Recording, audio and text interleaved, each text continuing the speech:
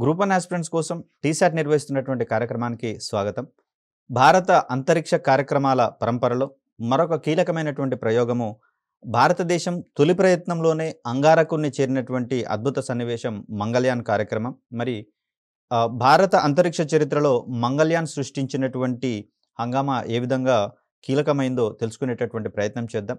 ముఖ్యంగా చూస్తే ఆసియా దేశంలో మొదటి దేశంగాను, అదేవిధంగా మొదటి ప్రయత్నంలోనే అంగారకుని చేరినటువంటి ప్రపంచంలోని మొదటి దేశంగాను భారత్ కీర్తి గడించడం అనేది జరిగింది. అదేవిధంగా చూస్తే మిగిలిన ప్రపంచ దేశాలతో కంపేర్ చేస్తే అతి తక్కువ ఖర్చుతోటే ఈ కార్యక్రమాన్ని దిగ్విజయం చేసినటువంటి దేశంగా భారత్ పేరు గడించడం అనేది జరిగింది. దానికి సంబంధించినటువంటి అంశాలను తెలుసుకుందాం. ఈ అంశాన్ని క్వశ్చన్గా రాసేటటువంటి క్రమంలో మంగళయాన్ ప్రయోగాన్ని వివరించండి అని కానీ, లేదా మామ్ ప్రయోగాన్ని వివరించండి అని కానీ, లేదా PSLV C25కి సంబంధించినటువంటి ప్రయోగాన్ని వివరించండి అని కానీ క్వశ్చన్ అడిగేందుకు అవకాశం అనేది ఉంది. అదేవిధంగా చూస్తే ఒక ఎస్సే పాయింట్ ఆఫ్ వ్యూలో భారత్ ఖ్యాతి గడించినటువంటి ప్రముఖ అంతరిక్ష కార్యక్రమాల గురించి రాయండి అంటే దానికి సంబంధించినటువంటి ఆన్సర్లలో మంగళయాన్ మిషన్కి సంబంధించినటువంటి అంశాలను కూడా ప్రముఖంగా ప్రస్తావించాల్సి వస్తుంది. సో ఇక్కడ ఇండియాస్ మార్స్ మిషన్ అనేటటువంటి పేరుతో దీన్ని చేపట్టడం అనేది జరిగింది. ఇక్కడ GSLV కన్నా కూడా PSLV యొక్క వాడకంలో కొంచెం సౌలభ్యం అనేది ఎక్కువగా ఉంటుంది. ఆ క్రమంలో దీన్ని కూడా XL వెర్షన్లోని PSLV వాహక నౌక ద్వారా దీన్ని ప్రయోగించడం అనేది జరిగింది. మనకి ఇక్కడ పటంలో కనిపిస్తోంది మార్స్ ఆర్బిటార్ మిషన్కి సంబంధించినటువంటి ఒక స్ట్రక్చర్. దీంట్లో ఉన్నటువంటి పేలోడ్స్ను కూడా మనం ఇక్కడ గమనించవచ్చు. అదేవిధంగా చూస్తే సౌర కుటుంబంలో భూమికి మరియు మంగళ గ్రహం ఏదైతే ఉందో, అంగారక గ్రహం ఏదైతే ఉందో, ఈ రెండిటి మధ్య ఉండేటటువంటి సాపేక్ష చలనాలను అంచనా వేసుకుంటూ ఇక్కడ భూమి యొక్క ఆకర్షణ పరిధి నుంచి అంగారక గ్రహం యొక్క ఆకర్షణ పరిధిని చేరుకోవడానికి ఉన్నటువంటి కొన్ని ప్రత్యేకమైనటువంటి సందర్భాలు మాత్రమే ఉంటాయి. ఆ ప్రత్యేకమైనటువంటి సందర్భాలలో భూమి యొక్క ఆకర్షణ పరిధిని దాటినటువంటి ఈ మంగళయాన్ అనేటటువంటి లేదా మామ్ అనేటటువంటి ఆర్బిటర్ లేదా స్పేస్ క్రాఫ్ట్ ఏదైతే ఉందో, ఇది కొంతకాలం పాటు సూర్యుని యొక్క ఆకర్షణ పరిధిలో ప్రయాణించాల్సి వస్తుంది. అంటే భూమి యొక్క ఆకర్షణ పరిధిని, అంగారకుని యొక్క ఆకర్షణ పరిధిని దాటుకొని చంద్రుని యొక్క ఆకర్షణ పరిధిలో ప్రయాణిస్తూ నిర్ణీత కాలం తర్వాత అది అంగారకుని యొక్క ఆకర్షణ పరిధిని చేరుకోవాల్సి వస్తుంది. ఇటువంటి ప్రయత్నాన్ని మనము ట్రాన్స్ మార్స్ ఇంజెక్షన్ అనేటటువంటి పేరుతోటి పిలుస్తాం. ఈ క్రమంలో భూమి నుంచి ప్రయాణించేటటువంటి క్రమంలో కొన్ని ప్రత్యేకమైనటువంటి సందర్భాలు ఎదురవుతాయి. దీన్నే మనము మంగళయాన్ యొక్క అటానమస్ ట్రావెలింగ్ అనేటటువంటి ట్రాన్స్వర్స్ అనేటటువంటి అంశంగా మనం ఇక్కడ చూస్తాం. అంటే ఇది ప్రయాణించేటటువంటి క్రమంలో గ్రౌండ్ స్టేషన్ నుంచి ఎటువంటి కమ్యూనికేషన్ ఇన్స్ట్రక్షన్స్ అనేవి అందించడం జరగదు. ఎందుకంటే ఆ కమ్యూనికేషన్ ఇన్స్ట్రక్షన్స్ అందించడానికి, అదేవిధంగా దాని నుంచి రెస్పాండ్ కావడానికి కొంచెం డిలే అనేది ఏర్పడుతుంది. కాబట్టి ఇక్కడ ఈ స్పేస్ క్రాఫ్ట్ అనేది తనంతట తానే స్వయంగా తన యొక్క పథానికి సంబంధించినటువంటి పొజిషన్ని నిర్ధారించుకుంటూ ప్రయాణించుకోవాల్సి వస్తుంది. కాలక్రమంలో ఏర్పడినటువంటి ఏ ఇబ్బందులనైనా సరే అది తనంతట తానుగానే ఆలోచించుకొని ప్రయాణించాల్సినటువంటి పరిస్థితి కనిపిస్తుంది. ముఖ్యంగా చూస్తే చంద్రుని తర్వాత ఇతర గ్రహాలను అన్వేషించేటటువంటి క్రమంలో సంబంధిత సాంకేతిక పరిజ్ఞానాన్ని సంపాదించుకునేటటువంటి దిశగా మంగళయాన్ అనేటటువంటి ప్రయోగం చేపట్టడం అనేది జరిగింది. చంద్రుని తర్వాత మానవ ఆవాసాలను ఏర్పాటు చేసుకోవడానికి అనువైనటువంటి మరొక ప్రదేశంగా అంగారక గ్రహం కనిపిస్తూ ఉంది. కాబట్టి చంద్రుని మీద ఏ విధమైనటువంటి పరిశోధనలు అయితే చేపట్టడం జరిగిందో అటువంటి అంశాలని అంగారక గ్రహం మీద కూడా పరిశీలించడం అనేది ఇక్కడ మనం ప్రముఖంగా ప్రస్తావించవచ్చు. రేడియేషన్కి సంబంధించినటువంటి అంశాలు కావచ్చు, నీటి యొక్క లభ్యతకు సంబంధించినటువంటి అంశాలు కావచ్చు, ఖనిజాల యొక్క సంఘటనానికి సంబంధించినటువంటి అంశాలు కావచ్చు, వీటన్నింటినీ పరిశీలించేటటువంటి అంశాలలో భాగంగా మంగళయాన్ అనేటటువంటిది ప్రయోగం చేపట్టడం జరిగింది. సో ఇక్కడ మనకు మంగళయాన్కి సంబంధించినటువంటి ఈ స్పేస్ క్రాఫ్ట్ యొక్క ఆర్బిటాల్ రైజింగ్ మాన్యూవర్స్ అనేటటువంటివి ఇక్కడ మనకు కనిపిస్తూ ఉన్నాయి. ఒక్కొక్క దశలో దానికన్నా ఎత్తుగా ఉండేటటువంటి కక్షకు ఈ స్పేస్ క్రాఫ్ట్ను మళ్లిస్తూ నిర్ణీత కాలం తర్వాత ఇది మంగళయాన్ వైపుకు అంటే అంగారక గ్రహం వైపుకు ప్రయాణించేటటువంటి క్రమంలో దీన్ని ప్రయోగించడం అనేది జరిగింది. నిర్ణీత కాలం తర్వాత అది అంగారకుని యొక్క ఆకర్షణ పరిధిలోకి చేరిన తర్వాత అది అంగారకుని కక్షలో పరిభ్రమించేలా దానిని చేపట్టడం అనేది జరుగుతుంది. సో ఇది మనకు మంగళ్యాన్‌కి సంబంధించినటువంటి ప్రయాణ పథాలుగా మనకిక్కడ కనిపిస్తూ ఉన్నాయి. సో ఈ ప్రయోగానికి సంబంధించినటువంటి అంశాలను గనక మనం గమనిస్తే, మంగళ్యాన్ మిషన్‌నే మనము మార్స్ ఆర్బిటార్ మిషన్, దీన్నే మామ్ అనేటటువంటి పేరుతో పిలుస్తూ ఉన్నాం. లేదా మంగళ్యాన్ అనేటటువంటి పేరు దీనికుంది. 1337 కిలోల బరువైనటువంటి ఈ స్పేస్ ప్రోబ్ ఏదైతే ఉందో దీన్ని మనం స్పేస్ క్రాఫ్ట్ అనేటటువంటి పేరుతో కూడా చెప్పుకోవచ్చు. సెప్టెంబర్ 24, 2014 నుంచి అంగారకుడి చుట్టూతా పరిభ్రమిస్తున్నట్లుగా మనం ఇక్కడ గమనించవచ్చు. మామ్ ప్రయోగానికి ఇస్రో ఎక్సెల్ తరహాలోని PSLV-C25 వాహక నౌకని ప్రయోగించడం అనేది జరిగింది.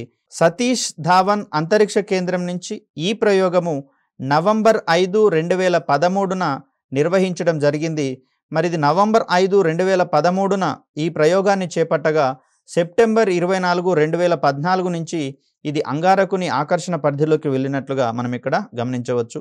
భారతదేశపు మొట్టమొదటి గ్రహాంతర మిషన్గా దీన్ని మనము ఇంటర్ ప్లానెటరీ మిషన్గా చెప్తాం. మంగళ్యాన్ విజయంతో Soviet union, NASA, European space ఏజెన్సీల తదుపరి అంగారకుని చేరినటువంటి 4వ దేశంగా భారత్ అవతరించడం అనేది జరిగింది. భారత్ కన్నా ముందు ఆ 3 దేశాలు అంగారకుని చేరుకోవడం అనేది జరిగింది. అయితే తొలి ప్రయత్నంలో చేరినటువంటి మొదటి దేశం మాత్రం భారతదేశమే. తొలి ప్రయత్నంతోనే అంగారకుని చేరినటువంటి మొదటి దేశంగా భారత్ అనేది ఖ్యాతి గడించడం జరిగింది. అంగారకుని చేరినటువంటి మొదటి ఆసియా దేశం భారత్ కాగా, అంటే మిగిలినటువంటి ఏ ఇతర ఆసియా దేశాలు అంగారకుని చేరేటటువంటి ప్రయత్నం చేయలేదు. అదేవిధంగా చూస్తే మొదటి ప్రయత్నంలోనే అంగారకుని చేరినటువంటి ప్రపంచంలోనే మొదటి దేశంగా భారత్ ఖ్యాతి గడించడం అనేది జరిగింది. ఇక్కడ మార్స్ ఆర్బిటార్ మిషన్ ఏదైతే ఉందో ఇది దాదాపుగా నెల రోజుల పాటు భూకక్షలో గడపడం అనేది జరిగింది. నవంబర్ 30, 2013న జరిగిన ట్రాన్స్ మార్స్ ఇంజెక్షన్, అంటే అంగారకుని వైపుగా జరిపేటటువంటి ప్రయాణాన్ని మనం ఇక్కడ ట్రాన్స్ మార్స్ ఇంజెక్షన్ అంటాము. ఈ అంశాల కంటే ముందుగా సుమారు 7 సార్లు కక్షా పెంపు చర్యలు, దీన్ని మనము ఆర్బిటాల్ రైజింగ్ మాన్యూవర్స్ అనేటటువంటి పేరుతో పిలుస్తూ ఉంటాం. ఇది 298 రోజుల పాటు అంగారకుని వైపు ప్రయాణించి సెప్టెంబర్ 24, 2014న దిగ్విజయంగా అంగారక కక్షలోకి చేరినటువంటి పరిస్థితిని మనం గమనించవచ్చు. ఈ 298 రోజుల పాటు జరిపినటువంటి ఈ ప్రయాణంలో మార్స్ ఆర్బిటార్ మిషన్ స్వతంత్ర నిర్ణయాలు తీసుకుంటూ అటానమస్ మోడులో ప్రయాణించినటువంటి క్రమాన్ని మనం ఇక్కడ ప్రస్తావించుకోవాలి. ఇక్కడ మామ్ ప్రయోగం సందర్భంగా ఇంధనాన్ని పొదుపు చేసేటటువంటి క్రమంలో హోఫ్మన్ కక్షా బదిలీ చర్యలు, దీన్నే హోఫ్మన్ ట్రాన్స్ఫర్ ఆర్బిట్ విధానాన్ని అనుసరించడం అనేది జరిగింది. ఫ్యూయల్ యొక్క ఎఫిషియన్సీని వినియోగించుకునేటందుకు అనుగుణంగా. సో ఇక్కడ మంగళ్యాన్ని చేపట్టినటువంటి లక్ష్యాలను గనక ప్రాథమికంగా మనం గమనిస్తే, అంగారక గ్రహానికి భారతదేశం చేపట్టినటువంటి మామ్ మిషన్ యొక్క ప్రధాన లక్ష్యాలలో ఇంటర్ ప్లానెటరీ మిషన్ యొక్క రూపకల్పన, అంటే ఇక్కడ గ్రహాలను అన్వేషించేటటువంటి క్రమంలో భాగంగా భూమి మరియు అంగారకుని యొక్క భ్రమణాలు, పరభ్రమణాలకు సంబంధించి స్పష్టమైనటువంటి వైరుధ్యాలు ఉన్నాయి. వీటి యొక్క పరిభ్రమణ కాలాలు కూడా వేర్వేరుగా ఉంటున్నటువంటి పరిస్థితులలో మరి భూమి యొక్క ఆకర్షణ పరిధిని దాటిన తర్వాత అది క్షేమంగా అంగారకుని యొక్క ఆకర్షణ పరిధికి చేరుకోవడానికి గాను వాటి యొక్క సాపేక్ష స్థానాలను నిరంతరం అధ్యయనం చేయాల్సి వస్తుంది. ఈ అధ్యయనం చేసినటువంటి సాపేక్ష స్థానాల ఆధారంగా భూమి యొక్క ఆకర్షణ పరిధిని దాటుకున్నటువంటి ఈ స్పేస్ క్రాఫ్ట్ ఏదైతే ఉందో అంగారకుని పరిధిలోకి చేరేటటువంటి క్రమంలో ఏ విధమైనటువంటి మెకానిజం ఎస్టాబ్లిష్ చేసుకోవాల్సి ఉంటుందనేటటువంటి అంశాలను క్షుణ్ణంగా పరిశీలించిన తర్వాతనే ఈ ప్రోగ్రామ్ని లాంచ్ చేయాల్సి వస్తుంది. కాబట్టి మరి దానికి సంబంధించినటువంటి సాంకేతికపరమైనటువంటి అంశాలు కావచ్చు, హార్డ్వేర్కి సంబంధించినటువంటి అంశాలు కావచ్చు, ముఖ్యంగా చూస్తే అనేక రకాలైనటువంటి సెన్సార్స్ని వినియోగించుకొని దాని యొక్క పథాన్ని అది ఖచ్చితంగా నిర్దేశించుకుంటూ ఆ నిర్దేశించినటువంటి పథంలోనే అది ప్రయాణించాల్సి వస్తుంది. ఏ విధమైనటువంటి లోటుపాట్లు ఎదురైనా కూడా పూర్తిగా ప్రయోగం విఫలమయ్యేందుకు అవకాశం ఉంటుంది. కాబట్టి అటువంటి అవకాశాలకు తావివ్వకుండా విజయవంతంగా మిషన్ని కంప్లీట్ చేసేటటువంటి క్రమంలో అవసరమైన ప్రణాళికలు కావచ్చు, ఇతర మెకానిజమ్స్ అన్నిటిని అడాప్ట్ చేసుకోవడానికి ప్రధానంగా ఈ ప్రయోగాన్ని డిజైన్ చేయడం జరిగింది. సో ప్రణాళిక, నిర్వహణ మరియు కార్యకలాపాలకు అవసరమైనటువంటి అంటే ఖండాంతర లేదా గ్రహాంతర ప్రయోగాలకు అవసరమైనటువంటి పూర్తి సాంకేతిక పరిజ్ఞానాన్ని అభివృద్ధి చేసుకోవడం అనేది ఈ మిషన్ యొక్క ప్రధానమైనటువంటి లక్ష్యంగా కనిపిస్తూ ఉంది. ఇక్కడ వీటితో పాటుగా సాంకేతిక పరమైనటువంటి లక్ష్యాలు కూడా కొన్ని ఇంక్లూడ్ చేసుకోవడం అనేది జరిగింది. ముఖ్యంగా చూస్తే ఎర్త్ బౌండ్ విన్యాసాలు, 300 రోజుల క్రూయిజ్ దశ, అంగారక కక్షలోకి వ్యోమ నౌకను చొప్పించడము, అంటే ట్రాన్స్మార్స్ ఇంజెక్షన్ అన్నాం కదా. ఇలా అంగారకుని యొక్క ఆకర్షణ పరిధిలోకి చేరిన తర్వాత అది అంగారకుని చుట్టూతా పరిభ్రమించగలిగేలా ఆ స్పేస్ క్రాఫ్ట్ని దారి మళ్లించాల్సి వస్తుంది. మొదటగా అది భూమి యొక్క ఆకర్షణ పరిధి, తర్వాత సూర్యుని యొక్క ఆకర్షణ పరిధి నుంచి ప్రయాణిస్తూ అంగారకుని యొక్క ఆకర్షణ పరిధికి చేరుకున్న తర్వాత ఇది అంగారకుని చుట్టూతా పరిభ్రమించడానికి అవసరమైనటువంటి ఇన్స్ట్రక్షన్స్ని అందించాల్సి వస్తుంది. ఈ మెకానిజంలో ఏమాత్రం లోపం ఏర్పడినా కూడా పూర్తిగా మిషన్ వైఫల్యం చెందేందుకు అవకాశం అనేది ఉంది. సో అలా చూస్తే అంగారక గ్రహం చుట్టూతా ఉన్న కక్షలో పరిభ్రమించే సామర్థ్యంతో మార్స్ ఆర్బిటర్ రూపకల్పన అనేది చేపట్టడం జరిగింది. మరియు దానిని విజయవంతంగా చేపట్టడం అనేది కూడా దీనికి సంబంధించినటువంటి టెక్నాలజికల్ ఆస్పెక్ట్స్గా మనకు కనిపిస్తూ ఉన్నాయి. అదేవిధంగా డీప్ స్పేస్ కమ్యూనికేషన్ అంటే ఇక్కడ ఇప్పటి వరకు మనము భూమి చుట్టూతా తిరిగేటటువంటి ఉపగ్రహాలకు సంబంధించిన కమ్యూనికేషన్ని సక్రమంగా దిగ్విజయంగా చేపట్టినటువంటి క్రమాన్ని నుంచి ఇతర గ్రహాల చుట్టూతా తిరిగేటటువంటి స్పేస్ క్రాఫ్ట్లు ఏవైతే ఉన్నాయో అవి సేకరించినటువంటి సమాచారాన్ని ఇది కలెక్ట్ చేసుకోవడం కూడా చాలా కీలకమైనటువంటి అంశమే. కాబట్టి దీనికి సంబంధించినటువంటి అంశాన్ని మనము డీప్ స్పేస్ కమ్యూనికేషన్కి సంబంధించినటువంటి అంశంగా చూస్తూ ఉన్నాం.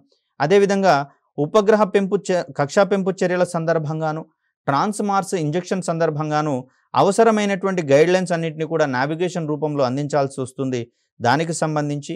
అదేవిధంగా మొత్తంగా చూస్తే మిషన్కు సంబంధించినటువంటి కార్యక్రమాలు ఏ విధంగా దిగ్విజయంగా చేపట్టాలనేటటువంటి ప్లానింగ్ సైతం ఇక్కడ ఇంపార్టెంటే. అదేవిధంగా దానికి సంబంధించినటువంటి నిర్వహణాపరమైనటువంటి విధానాలు కూడా ఇంపార్టెంటే. కాబట్టి వీటన్నిటికీ సంబంధించినటువంటి డిజైనింగ్లో ఏ విధమైనటువంటి లోటుపాట్లు ఉంటాయి, కష్ట నష్టాలు ఉంటాయి, వాటన్నింటినీ పరీక్షించడం కోసం మామ్ మిషన్ని రూపొందించడం అనేది జరిగింది. అదేవిధంగా చూస్తే ఆకస్మిక పరిస్థితులను నిర్వహించడానికి స్వయం ప్రతిపత్తితో కూడినటువంటి లక్షణాలను పొందుపరచడం. అంటే ఇక్కడ ఆటోమేటిక్ మోడ్లో లేదా అటానమస్ మోడ్లో ఈ స్పేస్ క్రాఫ్ట్ అనేది భూమి ఆకర్షణ పరిధిని దాటి అంగారక ఆకర్షణ పరిధిని చేరుకునేటటువంటి క్రమంలో ప్రయాణించాల్సి ఉంటుంది. కాబట్టి మరి అటువంటి పరిస్థితులలో స్పేస్ క్రాఫ్ట్ సక్రమంగా ప్రయాణించాలి అంటే ఎటువంటి మెకానిజంని అడాప్ట్ చేసుకోవాలో పరిశీలించేటటువంటి క్రమంలో ఈ మిషన్ చేపట్టడం జరిగింది. సో ఇవన్నీ టెక్నికల్ ఆబ్జెక్టివ్స్ కాగా సైంటిఫిక్గా ఉండేటటువంటి ఆబ్జెక్టివ్స్కి సంబంధించి చూస్తే స్వదేశీ శాస్త్రీయ పరికరాల ద్వారా మార్స్ ఉపరితల లక్షణాలు, characteristics of Mars surface, Martian surface, అదేవిధంగా ఉపరితలం యొక్క నిర్మాణము, ఖనిజ శాస్త్రము మరియు అంగారకుని యొక్క వాతావరణాన్ని అన్వేషించడం అనేటటువంటి అంశాలలో భాగంగా ఈ యొక్క మిషన్ని చేపట్టడం జరిగింది. చంద్రుని యొక్క ఉపరితలాన్ని ఏ విధంగా అయితే మనం అన్వేషణ చేశామో, దాని యొక్క భౌగోళిక స్వరూపాలను అర్థం చేసుకోవడానికి ప్రయత్నించామో, అదే విధమైనటువంటి అన్వేషణ సైతము అంగారక గ్రహం మీద చేపట్టడానికి ఈ రకమైనటువంటి చర్యలను చేపట్టడం అనేది జరిగింది.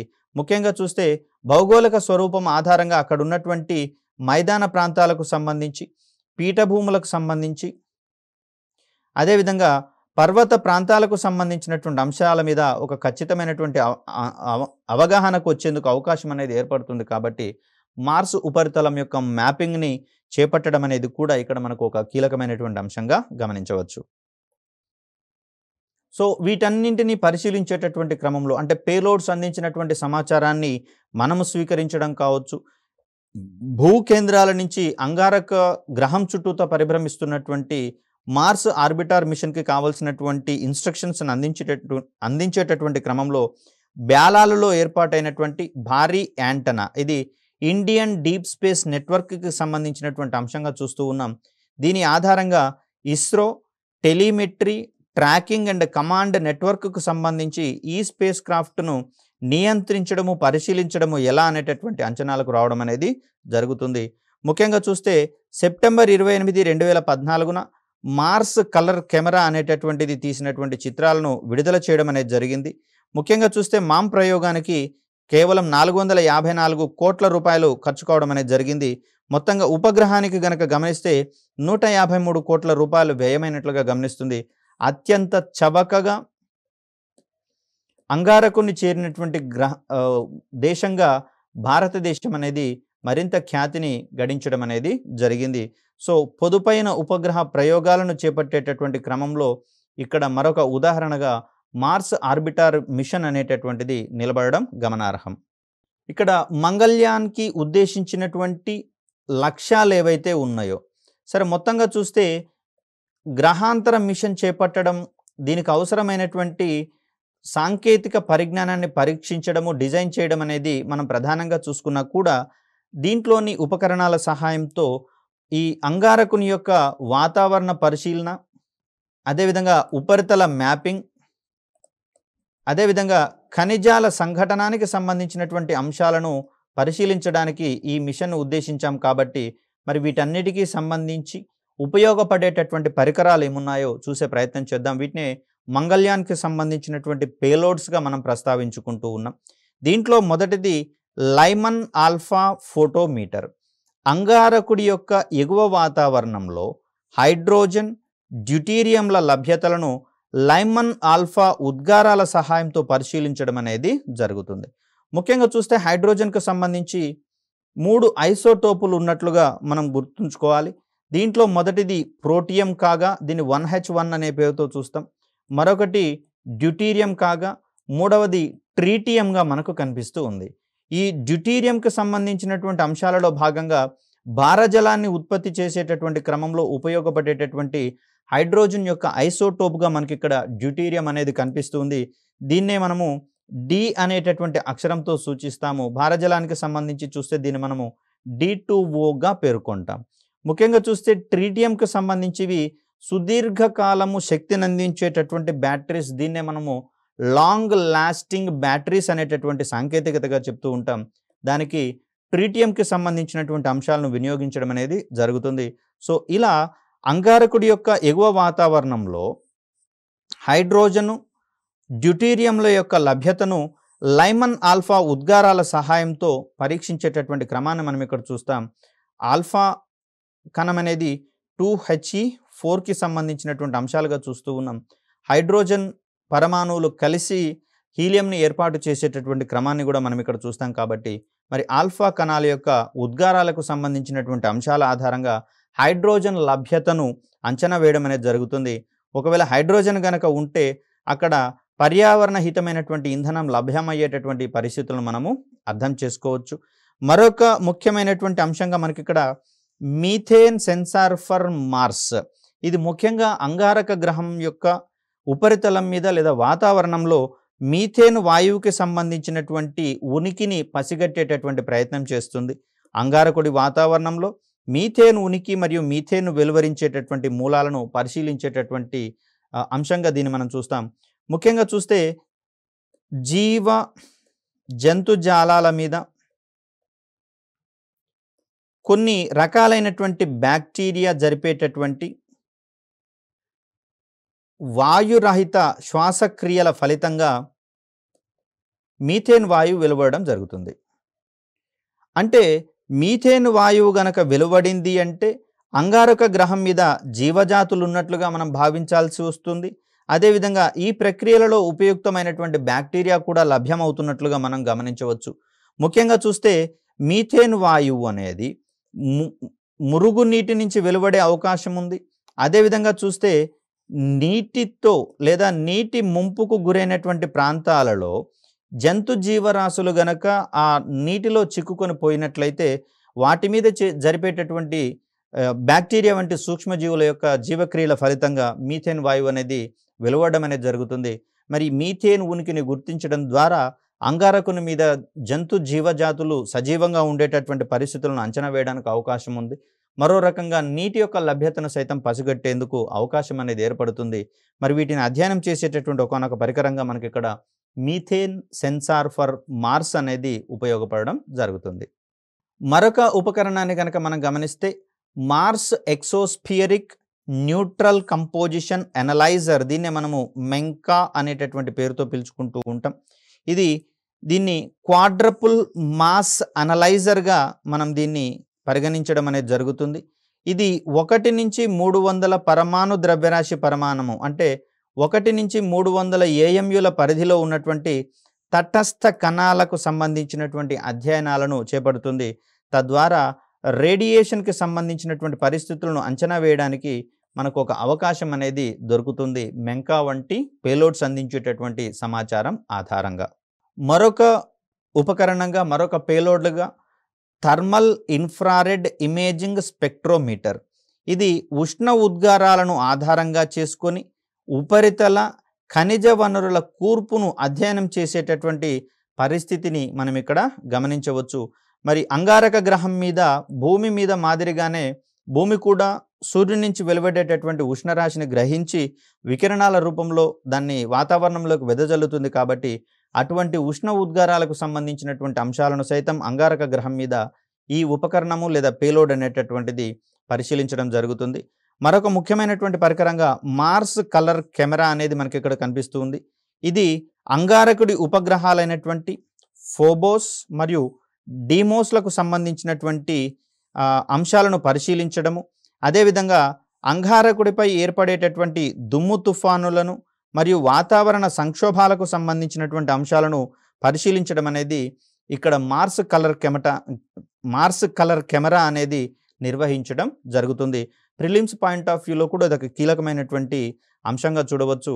అంగారకుని ఉపగ్రహాలైనటువంటి ఫోబోస్ మరియు డీమోస్లను అధ్యయనం చేసేటటువంటి మామ్ మిషన్లోని పేలోడ్ ఏంటిది అంటే దానికి సంబంధించినటువంటి సమాధానంగా మనము మార్స్ కలర్ కెమెరాను పేర్కొనాల్సి ఉంటుంది. సో ఇక్కడ మనకు మార్స్ ఆర్బిటర్ మిషన్ లేదా మామ్ ఏదైతే ఉందో ఇది భూమి యొక్క ఆకర్షణ పరిధి నుంచి అంగారకుని యొక్క ఆకర్షణ పరిధికి ప్రయాణించినటువంటి పూర్తి పిక్చర్ అనేది ఇక్కడ మనకు ఇవ్వడం అనేది జరిగింది. దీంట్లో భాగంగా మొత్తం 6 సార్లు భూమి యొక్క ఆకర్షణ పరిధికి సంబంధించినటువంటి కక్షాపెంపు చర్యలు చేపట్టడం అనేది జరిగింది. 7వ కక్షాపెంపు చర్యల్లో భాగంగా ఇది అంగారకుడి వైపుకి ప్రయాణించేటటువంటి పథాన్ని మనం ఇక్కడ గమనించవచ్చు. సో మొత్తంగా 7 చర్యల ద్వారా, కక్షాపెంపు చర్యల ద్వారా అది భూమి యొక్క ఆకర్షణ క్షేత్రం పరిధిని దాటి అంగారకుడి వైపుకు ప్రయాణించినటువంటి క్రమాన్ని మనం ఇక్కడ గమనించవచ్చు. సో ఇక్కడ మంగళ్యాన్కి సంబంధించి చూస్తే ఇది ఏ విధంగా తన యొక్క ప్రయాణాన్ని మలుచుకుంది అనేటటువంటి అంశాలు కూడా కీలకమే. దీంట్లో మొత్తం 3 దశలుగా అంగారక గ్రహం వైపుకి ఈ మంగళ్యాన్ లేదా మామ్ మిషన్ ప్రయాణించినట్లుగా మనం ఇక్కడ గమనించవచ్చు. దీంట్లో మొదటిది భూకేంద్రక దశ, దీన్ని మనము జియోసెంట్రిక్ ఫేజ్ అనేటటువంటి అంశంగా చూస్తూ ఉన్నాం. పిఎస్ఎల్వి C-25 లాంచర్ ద్వారా అంతరిక్ష నౌకను, అంటే ఈ స్పేస్ క్రాఫ్ట్ ఏదైతే ఉందో దీనిని దీర్ఘవృత్తాకార పార్కింగ్ ఆర్బిట్లోకి ప్రవేశపెట్టడం అనేది జరిగింది. 6 ప్రధాన ఇంజిన్ బర్నర్లతో అంతరిక్ష నౌక క్రమంగా హైపర్బోలిక్ పథంలోకి మార్చడం అనేది మనం ఇక్కడ గమనించవచ్చు. దాన్ని ట్రాన్స్ మార్స్ ఇంజెక్షన్కి సంబంధించినటువంటి అంశంగా చూస్తాం. దీనితో భూమి యొక్క కక్షా వేగము ప్లస్ వెహికల్ యొక్క బూస్టుతో భూమి యొక్క ఆకర్షణ పరిధి నుంచి అది తప్పించుకొని అంగారకుని వైపుకి ప్రయాణించడానికి అనువైన వాతావరణం అనేది ఏర్పడుతుంది. ముఖ్యంగా చూస్తే అది భూమి యొక్క ఆకర్షణ పరిధి పనిచేసినంత మేరకు అది భూమి చుట్టూతో ఉన్నటువంటి కక్షలలో పరిభ్రమించడానికి ప్రయత్నం చేస్తుంది. ఎప్పుడైతే భూమి యొక్క ఆకర్షణ పరిధిని దాటుతుందో అప్పుడు మాత్రమే అది అంగారకుని వైపుకి ప్రయాణించడానికి అవకాశం అనేది ఏర్పడుతుంది. కాబట్టి ఈ రకమైనటువంటి జియోసెంట్రిక్ ఫేజ్లో భూమి చుట్టూతో ఉన్నటువంటి కక్షలలో ఉన్న వేగానికి అదనంగా ఈ స్పేస్ క్రాఫ్ట్లో ఉన్నటువంటి మోటార్ని మండించినప్పుడు వెలువడేటటువంటి అదనపు థ్రస్ట్ ఏదైతే ఉందో దాన్ని ఆధారంగా చేసుకుని అది భూమి యొక్క పరిధి నుంచి తప్పించుకొని పోవడానికి అవకాశం అనేది ఏర్పడుతుంది. ఇక్కడ జియోసెంట్రిక్ ఫేజ్కి సంబంధించి చూస్తే భూమి యొక్క ఉపరితలం నుండి 9,18,347 కిలోమీటర్ల వద్ద భూగోళం యొక్క ప్రభావం ముగుస్తున్నట్లుగా మనం ఇక్కడ గమనించవచ్చు. ఈ పరిధికి ఆవల ఆర్బిటర్పై ప్రధానంగా సూర్యుని యొక్క ప్రభావం అనేది ఉంటుంది. ముఖ్యంగా ఇది సౌరమండలానికి సంబంధించినటువంటి అంశము. అదేవిధంగా భూమి చుట్టూతా ఉన్నప్పుడు మాత్రమే భూమి యొక్క ఆకర్షణ పరిధి ఉంటుంది. దీని అవతల ఉన్నటువంటి అంగారకుని యొక్క ప్రభావంలోకి వెళ్ళడానికి ముందుగా అది కొంత దూరము సూర్యుని యొక్క ఆకర్షణ పరిధిలో అది ప్రయాణించాల్సి వస్తుంది. అంటే మరో రకంగా చూస్తే సూర్యుని చుట్టూతా పరిభ్రమించేటటువంటి కక్షలో అది కొంతకాలం గడపాల్సి వస్తుంది. ఈ కక్షలో ప్రయాణించేటటువంటి క్రమంలోనే అది అంగారకుడి యొక్క ఆకర్షణ ప్రభావంలోకి వెళ్ళగలిగేలా స్పేస్ క్రాఫ్ట్ని రూపొందించి ప్రయోగించడం అనేది జరిగింది. అది సంవత్సరంలో అన్ని రోజులలో అనుకూల సమయాలు అనేవి ఉండవు. కొన్ని సమయాలలో మాత్రమే దానికి సంబంధించినటువంటి లాంచ్ విండోకి అవకాశాలు ఉంటాయి. కాబట్టి ఆ సమయంలోనే ప్రయోగాన్ని నిర్వహించాల్సి ఉంటుంది. సో ఇలా చూస్తే ఇది 9,18,347 కిలోమీటర్ల దగ్గర భూమి యొక్క ఆకర్షణ పరిధి ముగిసి సూర్యుని యొక్క ఆకర్షణ ప్రభావం మొదలవుతుంది. కాబట్టి ఇక్కడ సూర్యుని యొక్క ఆకర్షణ ప్రభావాన్ని ఆధారంగా చేసుకుని అది అంగారకుని వైపుకి ప్రయాణించాల్సి ఉంటుంది. సో ఇక్కడ జియోసెంట్రిక్ ఫేజ్కి సంబంధించి చూస్తే తక్కువ ఇంధనంతో అంతరిక్ష నౌకను అంగారక గ్రహానికి చేర్చడము ఇస్రో ముందున్నటువంటి ప్రాథమిక సవాలుగా మనకు కనిపిస్తూ ఉంది. సో ఇలా చూస్తే ఇస్రో భూమి నుండి అంగారక గ్రహానికి సాధ్యమైనంత తక్కువ ఇంధనంతో అంతరిక్ష నౌకను పంపడానికి హోఫ్మన్ ట్రాన్స్ఫర్ ఆర్బిట్ లేదా మినిమం ఎనర్జీ ట్రాన్స్ఫర్ ఆర్బిట్ అనేటటువంటి ప్రయాణ పద్ధతిని ఉపయోగించడం అనేది జరిగింది. ఈ పద్ధతి ఆధారంగానే అది తక్కువ ఇంధనంతో ప్రయాణించడం అనేది జరిగింది. అదేవిధంగా దాని యొక్క జీవితకాలం సైతము అమాంతం పెరగడం అనేది జరిగింది. కేవలం 6 నెలల జీవిత కాలాన్ని మాత్రమే ముందు నిర్ధారించుకోగా తర్వాత దీన్ని 1 సంవత్సరానికి పెంచడం అనేది జరిగింది. అది సంవత్సరం తర్వాత కూడా దాని యొక్క సేవలను అద్భుతంగా అందించినటువంటి క్రమాన్ని మనం ఇక్కడ గమనించవచ్చు. దీనికి ఇస్రో చేపట్టినటువంటి ఈ ఇంధనాన్ని అంటే తక్కువ ఇంధనంతో ప్రయాణించేటటువంటి ఈ హోఫ్మన్ ట్రాన్స్ఫర్ ఆర్బిట్ యొక్క ప్రయోజనంగా మనం ఇక్కడ గమనించవచ్చు. సో ఇక్కడ అంగారక గ్రహము చేరేటటువంటి క్రమంలో భాగంగా తొలి దశలో జియోసెంట్రిక్ ఫేజ్లో గడిపినటువంటి మార్స్ ఆర్బిటార్ మిషన్ రెండవ దశలో హీలియోసెంట్రిక్ ఫేజ్లోకి ప్రవేశించడం అనేది జరుగుతుంది. ఇక్కడ ప్రధానంగా సూర్యుని యొక్క ఆకర్షణ ప్రభావం మేరకు అది ప్రయాణాన్ని కొనసాగించుకోవాల్సి ఉంటుంది. భూమిని భూకక్షకు స్పర్శరేఖ మార్గంలో వదిలి అంటే ఇక్కడ భూమి చుట్టూతో ఇది పరిభ్రమించేటటువంటి క్రమంలో ఇక్కడ స్పర్శరేఖ అంటే దీనికి లంబంగా ఉంటుందండి. సో ఈ టాంజెంట్ పాత్ అని చెప్పేసి అంటాం. ఈ పాత్లో అది భూమి యొక్క ఆకర్షణ పరిధిని వదిలి సూర్యుని యొక్క ఆకర్షణ ప్రభావం మేరకు ప్రయాణించేటటువంటి క్రమాన్ని మనం చూస్తాం. సో ఈ ప్రయాణ మార్గము సూర్యుని చుట్టూ ఉండేటటువంటి దీర్ఘవృత్తాకార కక్షలో దాదాపుగా సగం ఉండేటటువంటి అంశాన్ని ఇక్కడ మనం చూస్తాం. అంటే ఇక్కడ సూర్యుడు ఉన్నటువంటి సందర్భంలో సూర్యుని చుట్టూతో పరిభ్రమించేటటువంటి ఈ పథంలో కేవలం సగం దూరాన్ని మాత్రమే ప్రయాణించిన తర్వాత ఈ పొజిషన్కి రాగానే ఇక్కడ అంగారక గ్రహం ఈ పొజిషన్లో ఉండేటట్లుగా సమయాన్ని నిర్ధారించుకోవడం అనేది జరుగుతుంది. ఈ మార్గం చివరన అంగారక గ్రహం చేరిన సమయంలో ఆ స్పేస్ క్రాఫ్ట్ అనేది అంగారకుడి కక్షను చేరేటటువంటి క్రమాన్ని మనం ఇక్కడ పరిశీలించవచ్చు. హీలియోసెంట్రిక్ ఫేజ్లో భూమి, అంగారక గ్రహం మరియు సూర్యుని యొక్క సాపేక్ష స్థానం సుమారుగా 44 డిగ్రీల కోణాన్ని ఏర్పరచుకున్నటువంటి సందర్భంలో ఈ రకమైనటువంటి పరిశీలన మార్గం అనేది సాధ్యమవుతుంది. మరి అటువంటి అరేంజ్మెంట్ ఏదైతే ఉందో 780 రోజుల తర్వాత మాత్రమే ఇది క్రమానుగతంగా పునరావృతం కావడం అనేది జరుగుతుంది. ఒకసారి అవకాశం గనక కోల్పోతే తిరిగి మరొక 780 రోజుల తర్వాత మాత్రమే ఇటువంటి మెకానిజం ఏర్పడడానికి అవకాశం అనేది ఏర్పడుతుంది. భూమి, అంగారక గ్రహాల మధ్య కనిష్ట శక్తితో చేరుకునేటటువంటి అవకాశాలు నవంబర్ 2013, జనవరి 2016, మే 2018 ఈ విధమైనటువంటి రోజులలో సంభవించేటందుకు అవకాశాలు అనేవి ఉన్నట్లుగా మనం ఇక్కడ గమనించవచ్చు. ఇవన్నీ సౌర కుటుంబంలో భూమి మరియు అంగారకుల యొక్క సాపేక్ష స్థానాలను అధ్యయనం చేసుకుంటూ ఇక్కడ మనం చేపట్టాల్సినటువంటి మిషన్ పథాన్ని నిర్దేశించుకుంటూ దాని యొక్క వేగాన్ని కూడా మనం గణించుకుంటూ సంబంధిత అవకాశాల కోసము ఎదురు చూడడం అనేది జరుగుతుంది. ఇక మూడవది అత్యంత కీలకమైనటువంటిది మార్షియన్ ఫేజ్గా అంటే అంగారకుడిని చేరేటటువంటి క్రమంలో మనం చూస్తాం. అంతరిక్ష నౌక అంగారక ప్రభావం పరిధిలోని అంటే మార్స్ ఉపరితలం నుండి దాదాపు 5,73,473 కిలోమీటర్ల ఎత్తుకు చేరినటువంటి తర్వాత అది అంగారక గ్రహం యొక్క ఆకర్షణ పరిధికి లోను కావడం అనేది జరుగుతుంది. సో, అలాంటి సందర్భంలో ఇది అంగారకుని చుట్టూతా పరిభ్రమించేటటువంటి దీర్ఘవృత్తాకార కక్షను చేరుకోవడం జరుగుతుంది. ఈ స్పేస్ క్రాఫ్ట్ అనేది అంగారక గ్రహానికి చేరుకునేటటువంటి సందర్భంలో మార్స్ ఆర్బిట్ ఇన్సర్షన్, అంతకుముందుదేమో ఇంజెక్షన్ కాగా ఇప్పుడున్నటువంటిది ఇన్సర్షన్ ఆపరేషన్‌ని చేపట్టడం ద్వారా అది సూర్యుని చుట్టూత తిరిగేటటువంటి సూర్యుని యొక్క ఆకర్షణ పరిధిలో దాని చుట్టూత తిరిగేటటువంటి దీర్ఘవృత్తాకార కక్షను వదిలిపెట్టి అంగారకుని చుట్టూత తిరిగేటటువంటి దీర్ఘవృత్తాకార కక్షలోకి మళ్లించబడుతుంది. తద్వారా ఇప్పటివరకు సూర్యుని యొక్క ఆకర్షణ ప్రభావం మేరకు పనిచేసినటువంటి చలించినటువంటి మామ్ అనే స్పేస్ క్రాఫ్ట్ అనేది అంగారకుని యొక్క ఆకర్షణ పరిధిలోకి దాని చుట్టూత తిరిగే కక్షలోకి మళ్లించడం జరుగుతుంది.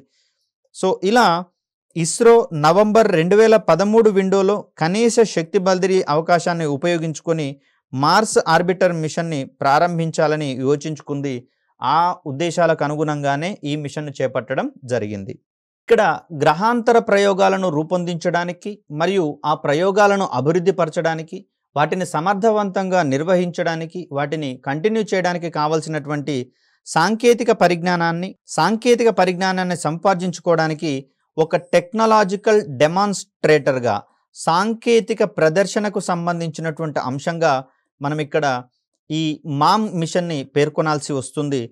సో, ఈ ప్రయోగ విజయంతో అమెరికాలోని నేషనల్ స్పేస్ సొసైటీ ప్రకటించేటటువంటి స్పేస్ పయోనీర్ అవార్డు 2015కి సైన్స్ అండ్ టెక్నాలజీ విభాగంలో మంగళ్యాన్ బృందం ఎంపిక కావడం అనేది ప్రశంసార్హము.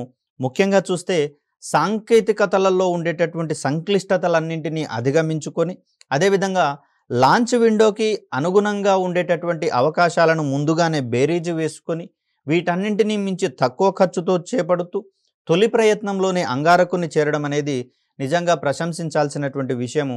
ఇంతటి అద్భుత విజయాన్ని సంపాదించుకున్నటువంటి ఇస్రో మరిన్ని లక్ష్యాలను చేరుకునే దిశగా ప్రయాణిస్తుందని ఆశిద్దాం. ముఖ్యంగా చూస్తే ఇప్పటివరకు కూడా భారత్‌కు సొంతంగా అంతరిక్ష కేంద్రం లేకపోవడం ఒకటి, పునర్వినియోగ వాహక నౌకలు లేకపోవడం ఒకటి, అదేవిధంగా అమెరికా వంటి దేశాలు అంతరిక్ష టూరిజంని ప్రోత్సహిస్తున్నటువంటి పరిస్థితులలో భారత్ మరి ఆ రంగంలో కూడా కొంచెం వెనుకబాటుతనానికి లోనవ్వడం జరిగింది.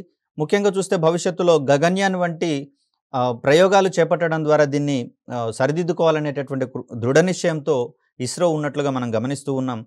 అలా ఇస్రో మరింత మున్ముందుకు పోతుందని ఆశిద్దాం. మరొక చక్కటి వీడియోతో మిమ్మల్ని కలిసే ప్రయత్నం చేస్తాను. అప్పటి వరకు సెలవు. ధన్యవాదాలు.